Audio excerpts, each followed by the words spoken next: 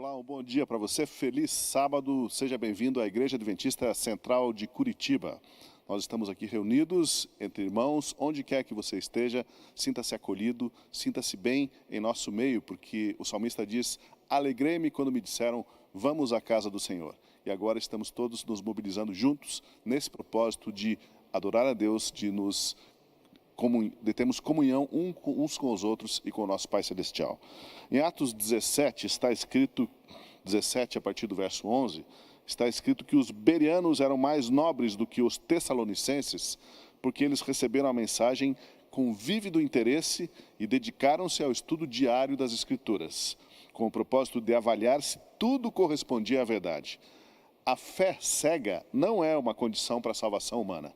Pelo contrário, Deus nos convida a perguntar, a estudar, a arrazoar. Devemos testar tudo e estudar as Escrituras. Isso é um processo contínuo. As perguntas não são inimigas do conhecimento, mas o próprio caminho para a gente aprender. Então vamos aprender juntos, vamos recapitular a lição da Escola Sabatina juntos nesse momento.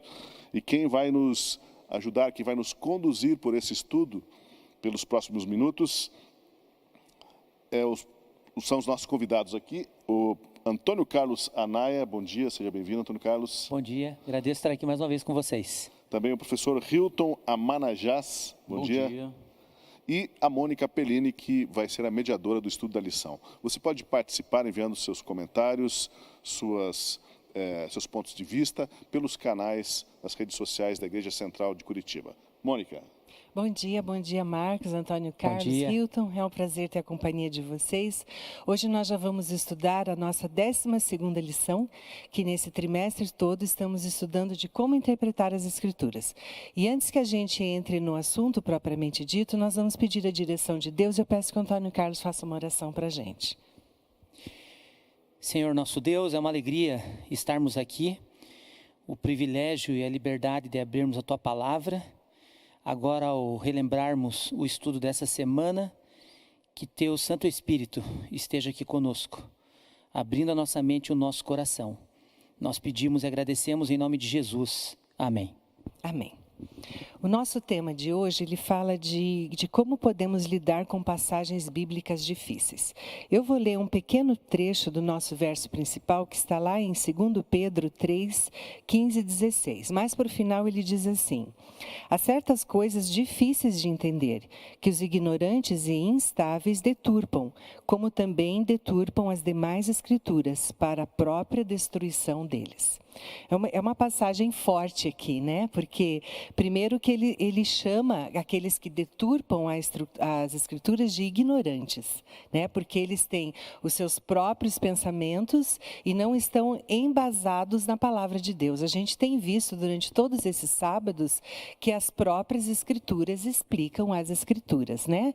E mesmo assim, o autor, ele admite, nós aqui admitimos também, que algumas passagens realmente são difíceis, né? E a gente vai começar, o Hilton, ele até estava falando com a gente, que ele queria dar o exemplo, né, de o que é difícil. Talvez o que seja difícil para o Antônio Carlos não seja para mim, mas existem algumas passagens que são difíceis para todos nós, não é isso, Hilton? Com certeza, bom dia, é um prazer estar aqui novamente. E a lição, ela começa abordando através do apóstolo Paulo, que ele nos adverte que a gente não entre em discussões.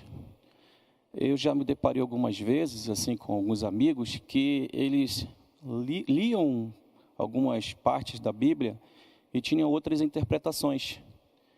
E mesmo mostrando para eles que aquelas interpretações ela não era daquela forma, que tinha que buscar mais alguns textos para que tivesse assim uma explicação melhor, mas eles não aceitavam. E eu me lembrei de uma delas, que fala justamente em Gênesis capítulo 6, que fala sobre a corrupção da humanidade.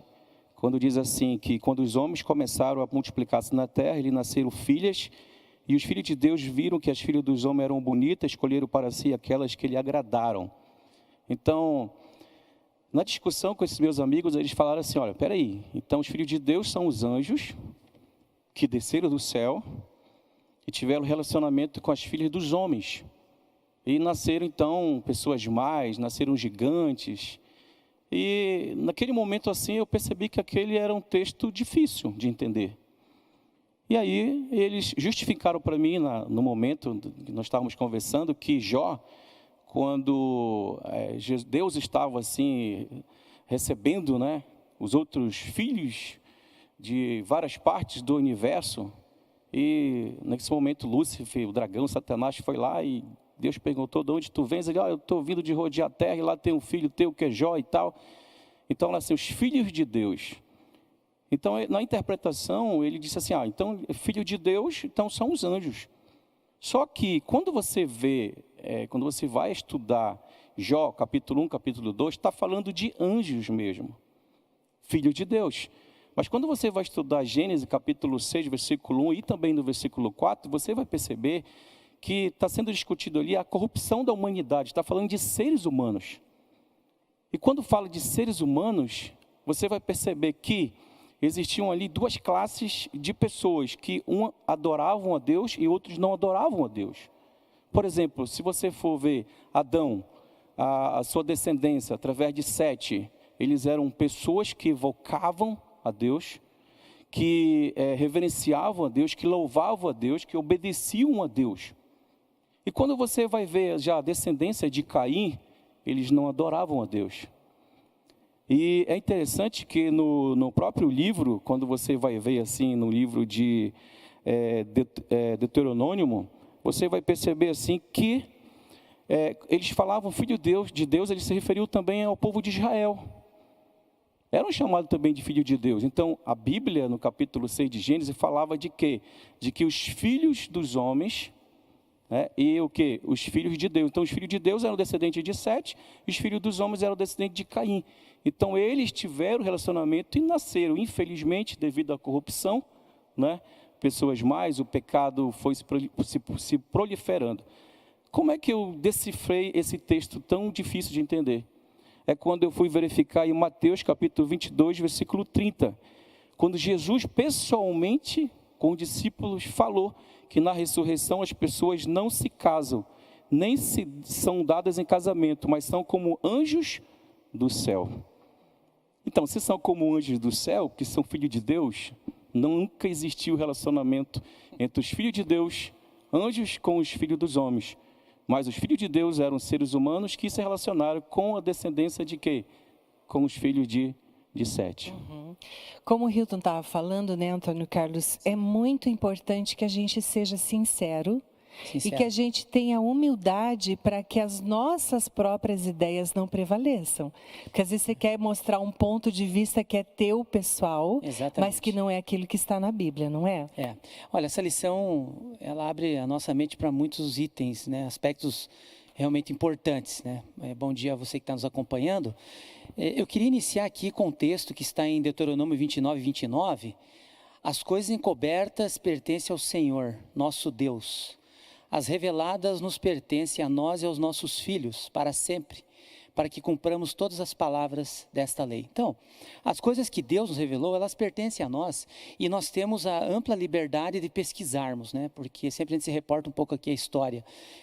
Após a Reforma Protestante de Martim Lutero, veio a livre interpretação da Bíblia, Quebrou-se o monopólio, da idade do período medieval, Então, surgiram N e N interpretações. A questão que o Hilton levantou é importante, porque muitas vezes as pessoas querem forçar o texto a falar aquilo que ele não diz, Agora, é importante a gente salientar também aqui nessa manhã, para quem está nos acompanhando, a Bíblia, ela é de inspiração divina, mas a linguagem é humana. Como que Deus falaria aos diversos povos, de várias línguas, culturas, nações, se não fosse pela linguagem humana?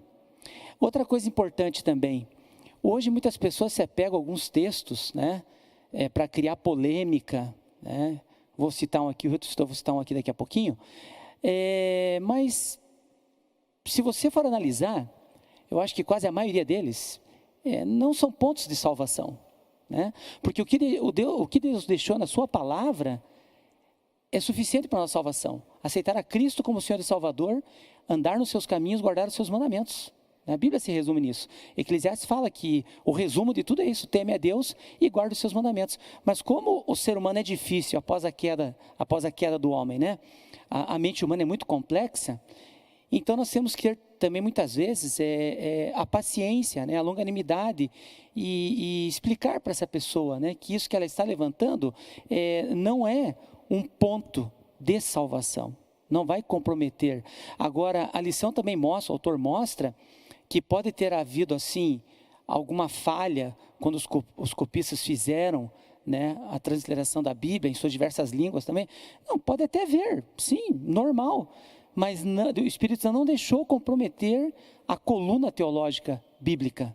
Certo? A essência foi preservada, né? Muito bom, Mônica. A essência foi preservada. Por isso que é importante, né, Hilton, que exista uma humildade, né? Na nossa parte, a gente tem que ser humilde para dizer, não sei de tudo, preciso aprender, não é verdade? Com certeza. Por exemplo, às vezes as pessoas se justificam assim, mas quem foram as pessoas que escreveram a Bíblia? Foram homens. Homens são falhos, homens são infinitos, mas aí que está.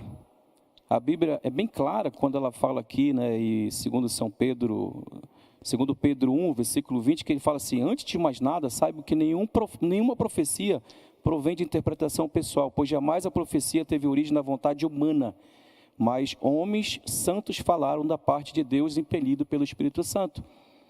Então, foram homens, mas não foram eles, porque eles não tinham essa inspiração. Foi através do Espírito Santo que eles foram inspirados, então escreveram a Bíblia.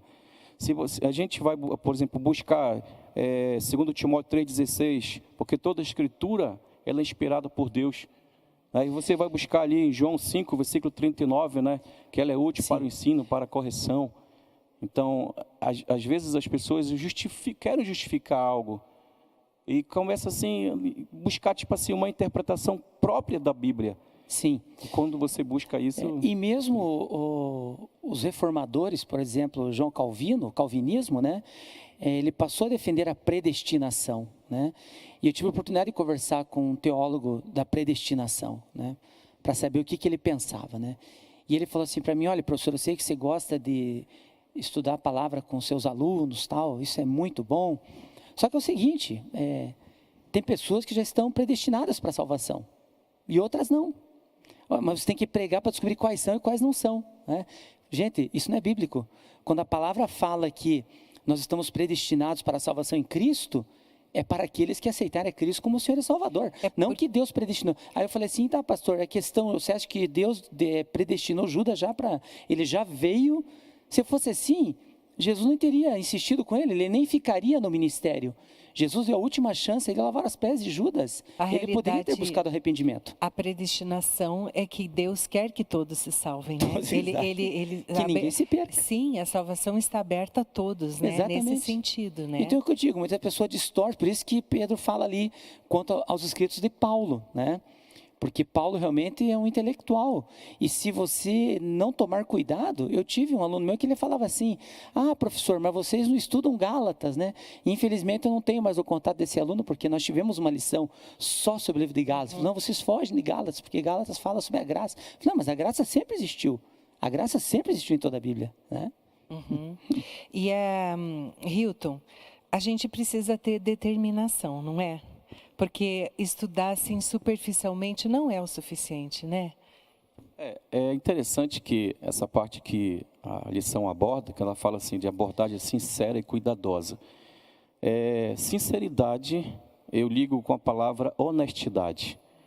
Às vezes, primeiro, nós não sabemos de tudo. Não tem como você saber de tudo. Qualquer ramo da ciência ou ramificação que você for estudar, você vai morrer e não vai conseguir, porque é infinito o ramo do conhecimento, né? Então, por mais que você estude a Bíblia diariamente, mas você não vai conseguir ter todas as respostas, como o próprio Antônio Carlos falou, né? Deuteronômio 29:29, as coisas encobertas pertencem a Deus, reveladas pertencem aos homens. Mas eu acho assim, você ser honesto. Se você não souber, não responda. Não adianta dar uma resposta superficial para aquela pessoa, você não está sendo honesto. A própria lição fala aqui que a honestidade, ela nos impede de dar respostas superficiais e ela agrada a Deus. Já aconteceu comigo, não saindo do ponto espiritual, mas eu em sala de aula, dando aula de legislação penal especial, tinha uma nova doutrina que estava sendo muito atualizada, discutida, e o aluno, talvez alguma forma de testar o professor, porque sempre tem isso às vezes, né? O aluno muito inteligente ali, estudando muito, eu vou pegar o professor. E eu dando aula ali para mais de 40 alunos, e o aluno me fez uma pergunta. Bom, aí naquela hora eu fiquei assim, eu posso dar uma resposta para ele superficial, criar um mecanismo aqui para dizer que eu me saí bem, ou eu posso dizer, ó, eu vou buscar essa informação, essa fonte para te dar uma resposta melhor. E foi isso que eu fiz. Mas lá no fundo eu fiquei assim com vontade de dizer, ei, não é bem assim. Então eu já me deparei com situações na Bíblia, e, por exemplo, em Pedro 4, versículo 6, porque Paulo pregou para os mortos, né, e fala lá e tal, e depois ele veio, não. Quando ele fala, eu preguei para os mortos, mas quando eles estavam vivos. Sabe, tão simples, né, que você tem que abordar. Então eu vejo aqui a questão da sinceridade. Agora, por que o cuidado? Porque existem muitas pessoas sinceras que estão em outras denominações que acreditam que aquilo é verdade. Tanto que, chegar o momento, quando sai de lá da grande tribulação, sai de lá dela, povo meu, né, essas pessoas vão ser chamadas. Por quê? Porque elas estão ali convictas que aquilo é verdadeiro. Não é verdade? E muitas vão ser salvas conforme a sua luz. Já me fizeram uma pergunta, tem uma pessoa lá daquela tribo tal, vai ser salva, mas ele adora outros deuses e tal. Ei, as pessoas vão ser salvas conforme a sua luz, né? Eu queria destacar algo aqui que eu acho que é importante para nós também. Por isso que a lição agora logo vai falar sobre isso, sobre esse assunto, que faz um link ali com a oração, né?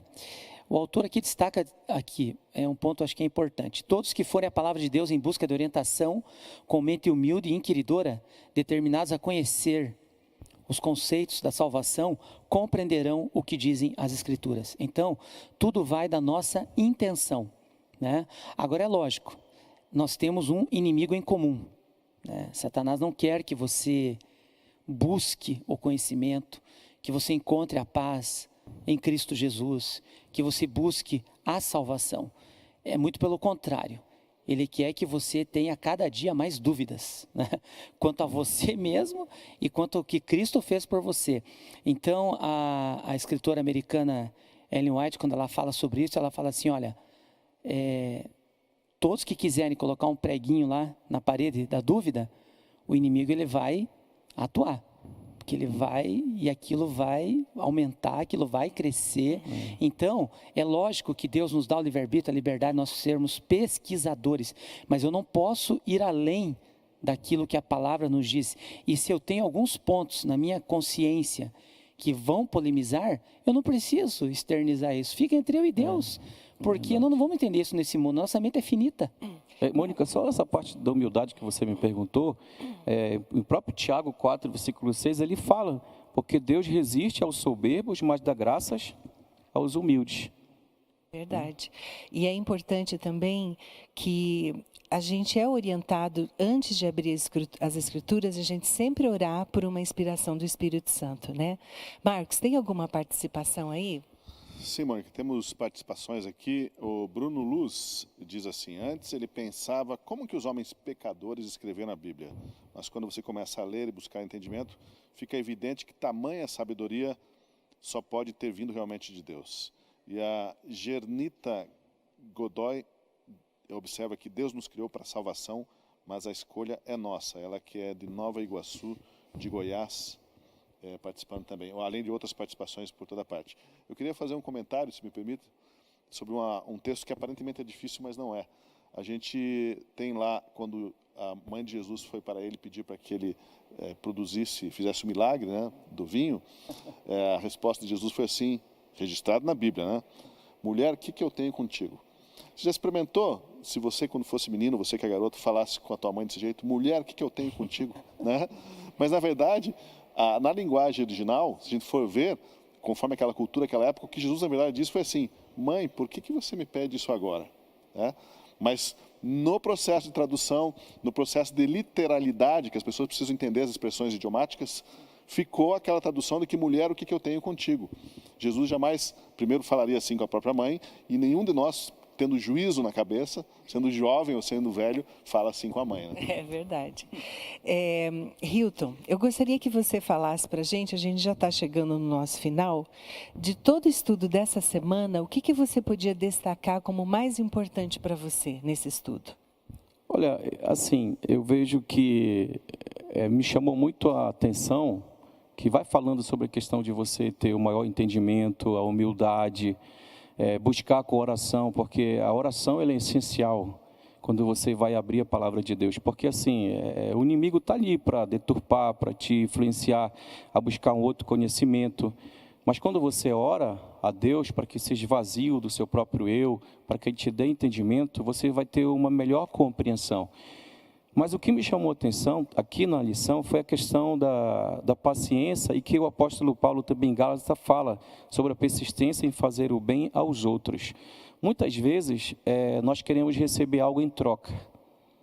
Então a gente faz o bem para a pessoa e espera receber algo em troca. E não é isso que a Bíblia nos ensina, não foi esse o exemplo que Jesus nos deu. Né? Tanto que ele diz, eu vim para servir, não para ser servido. Então, Jesus fazia o bem às pessoas sem receber nada em troca. Você já deve ter deparado com pessoas que falam assim, eu fazia o bem falando de tal, eu ajudava, olha no final que eu recebi, né? A ingratidão, a decepção, mas por quê? Porque você espera algo. E a conversão diária da vida da gente é isso, a gente se doar sem esperar nada em troca, porque Deus vai nos recompensar. Né? Por isso que a Bíblia ensina que você deve fazer como se você estivesse fazendo para o próprio Deus, não é verdade? E para você, Antônio Carlos? Olha, eu escrevi uma frase aqui, vou fazer o possível e o impossível deixo nas mãos de Deus. Né? Porque quando a gente vai buscar a palavra, a gente tem que buscar a vontade de Deus e não a nossa vontade. Então, eu acho que o ponto importante que destaca aqui da oração é vital para nós, né? Para que o Espírito Santo coloque no nosso coração a vontade de Deus e não a minha vontade, né? Porque quando eu está no meu coração, Cristo não está ali. Então, é um desafio que eu faço nesse dia para todos nós, que busquemos a palavra de Deus com intensidade, com força, com vontade, mas buscando acima de tudo a vontade de Deus, que foi o exemplo que Jesus deixou, né? Faça-se a tua vontade e não a minha vontade. Eu queria só terminar lendo uma citação que está lá no último dia da nossa lição, que ele diz o seguinte: na Bíblia, há muitos mistérios que o ser humano finito julga difíceis de compreender e que são muito profundos para explicarmos plenamente. Por isso, precisamos de humildade e disposição para aprender das Escrituras em espírito de oração. Eu gostaria de lembrar, às vezes eu fico pensando que a nossa mente ela é muito finita, né? Então, algumas estudiosos, eu já li artigos dizendo que a gente usa basicamente 10% da capacidade que a gente teria. E eu fico pensando que no dia que seremos transformados e possamos ter uma capacidade de 100%, todos esses pontos muito difíceis vão ser assim óbvios para todos nós, né? Amém. Então eu acho que realmente algumas coisas nós somos limitados, não conseguimos entender, mas um dia em que formos transformados, né? Deus vai nos dar essa bênção e daí coisas que pareciam tão difíceis vão se tornar muito fáceis, né? Eu agradeço muito a participação de vocês, participação de você que está aí em casa também. Muito obrigado por ter estado conosco. E nós vamos então terminar com a palavra de oração. Hilton, faz uma oração para a gente, por favor. Amado Pai, nós te agradecemos pela oportunidade que o Senhor nos dá de estudarmos a Tua palavra, de compreendermos o propósito que você tem para cada um de nós. Obrigado pela vida, pelos ensinamentos e nos ajuda, Senhor, a sermos humildes, buscarmos a Bíblia com humildade, com oração, pedindo sabedoria, para que em nenhum momento, Senhor, possamos nos envergonhar do Evangelho e nos envergonharmos da Tua palavra. Abençoa cada um de nós, essas pessoas que também estão assistindo. A gente te pede em nome de Jesus. Amém. Muito obrigado a você que até aqui esteve com a gente, acompanhou o estudo da Escola Sabatina. Você pode sempre estudar a lição antecipadamente durante a semana em mais.cpb.com.br, ali a lição é gratuita. Também pode fazer a assinatura da lição junto à Casa Publicadora Brasileira. Muito obrigado, continuamos, fique com a gente, porque em seguida teremos o culto, a nossa adoração ao nosso Deus, com toda a igreja em comunhão.